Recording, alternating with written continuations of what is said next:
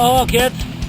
Once again, it's time for another awesome episode of Pile Bullshit, I mean the Bible, and an atheist point of view, where I, Shua, your host, will be reading from the Bible from this cover to this cover, one chapter at a time, one chapter per video, because it amazes me just how hysterical this thing really is. Anyways, before I start, let's start that bumper music, shall we? Oh, you know you love it. Okay, where I left off is Deuteronomy, Duty Trophy, Deuteronomy, chapter 17. Verse 1. You shall not sacrifice to the Lord your God an ox or a sheep in which is a blemish, any defect whatsoever, for that is the abomination to the Lord your God. Yeah, like they could tell it had Parkinson's. No, it always shakes like that. Yeah, I know, that last one in one verse. Come on, page, turn, motherfucker, turn. Verse 2, if there is found among you within any of your towns that the Lord, your God, is giving you, a man or a woman, or what are the other options?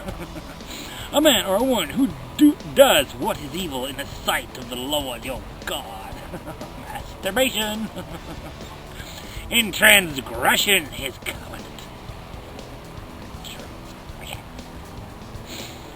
My, what big words you use, Yahweh. Verse 3, and has gone and served other gods and worshipped them, or the sun, or the moon, or maybe even Saturn, or maybe Uranus. Yeah, they set me right up for that one. Or any of the hosts of heaven, which I have forbidden. I can't worship Uranus. Verse 4, and it is told, you hear of it, then you shall inquire diligently, and if it is true and certain that such an abomination has been done in Israel. Abomination! Verse 5, then you shall bring out to your gates that man or woman who has done this evil thing, and you shall stone the man or woman to death with stones. Carrot top's an abomination. Verse 6, on the evidence of 2 witnesses, or of 3 witnesses, the one who is to die shall be put to death. You mean it's not the one who's to live shall be put to death? No, it's the one that's going to die? Oh, okay. A person shall not be put to death on the evidence of 1 witness. Well, that's good. Verse 7, it only takes 2 then, huh? Verse 7, the hand of the witnesses shall be first against him to put him to death, and afterward the hand of all the people, so you shall purge the evil from your midst. Evil in the midst.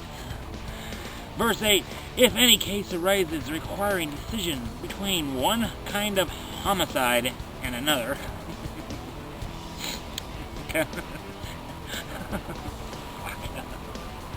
Should we cut his head off this way or this way?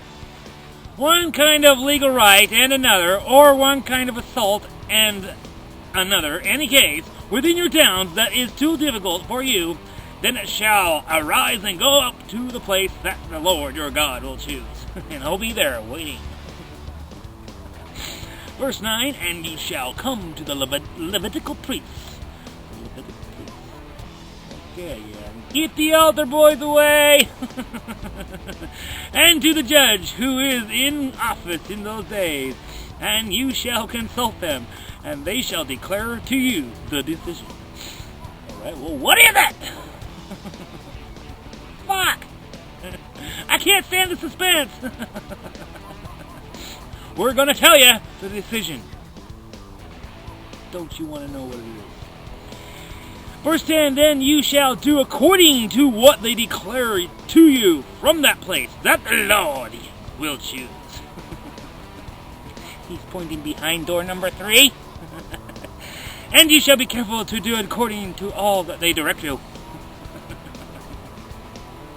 Be careful to all that according... God, does that... Verse 11, according to the instructions that they give you, and according to the decision which they pronounce to you, you shall do. I shall not. You shall. You shall not do. You shall do. You shall not turn aside from the verdict that I declare to you, either to the right hand or to the left. What? What the fuck does that have to do with anything? Either your right hand or your left. Your right foot or your left. Your right testicle or your left. Verse 12. The man who acts presumptuously by not obeying the priest, must be an altar boy, who stands to minister there before the Lord your God, or the judge, that man shall die. Of course, with such a fitting punishment, let's just kill them all. So you shall purge the evil from Israel. Verse 13. And all the people shall hear and fear and not act presumptuously. Again, pretty big word for biblical times, presumptuously. Presuming. Verse 14, when you come to the land that the Lord your God is giving you, and you possess it and dwell in it, and then say, I will set a king over me like all the nations that are around me. Oh, well, fuck off. Okay, verse 15, you may indeed set a king over you, whom the Lord your God will choose. Are they going to play chess?